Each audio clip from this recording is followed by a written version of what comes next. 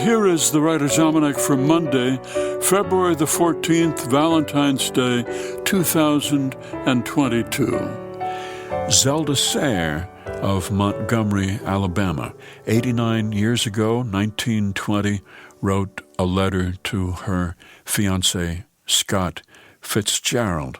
They had met in July of 1918. He was a young lieutenant stationed at Camp Sheridan near Montgomery, went to a dance at the Montgomery Country Club, met Zelda Sayer, who had gray eyes and reddish gold hair, came from a good family, spirited, independent young woman. She liked Scott Fitzgerald a great deal. He was handsome, blonde, slight. They fell in love. She didn't want to commit to him. She had other suitors. Scott had no money, no prospects. So he went back to his parents' house in St. Paul, determined to get a book published and win Zelda over, and he did exactly that. In September 1919, he got a letter from the editor Maxwell Perkins at Scribner's that his novel This Side of Paradise had been accepted. And when he found out, he proposed to Zelda, and she accepted.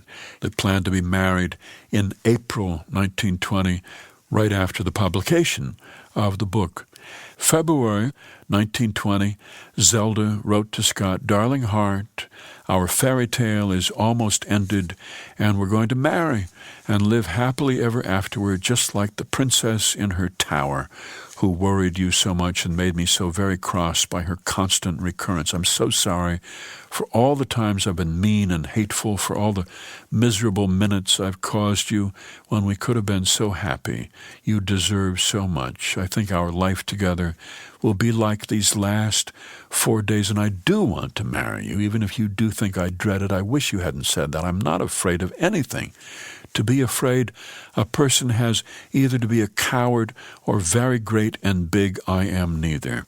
Besides, I know you can take much better care of me than I can, and I'll always be very, very happy with you, except sometimes when we engage in our weekly debates."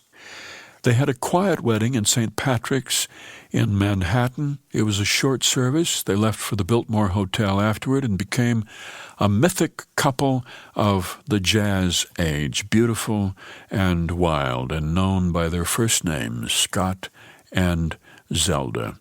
They supported each other, also drove each other crazy, both of them jealous people who did outrageous things to get the attention of the other, and both of them drank heavily. Zelda began to suffer nervous breakdowns. She was in and out of hospitals. Scott was an alcoholic.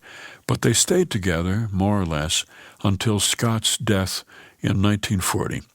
Zelda Sayer Fitzgerald died in 1947 in Asheville, North Carolina, where the hospital she was staying at caught fire.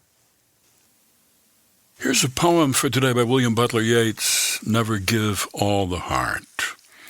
Never give all the heart, for love will hardly seem worth thinking of to passionate women if it seem certain, and they never dream that it fades out from kiss to kiss.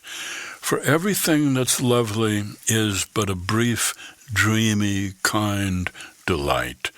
Oh, never give the heart outright, for they, for all smooth lips can say, have given their hearts up to the play, and who could play it well enough if deaf and dumb and blind with love? He that made this knows all the cost, for he gave all his heart and lost. William Butler Yeats's Never Give All the Heart. That's the Writer's Almanac for Monday, February the 14th, funded by donations from listeners like you. Be well, do good work, and keep in touch.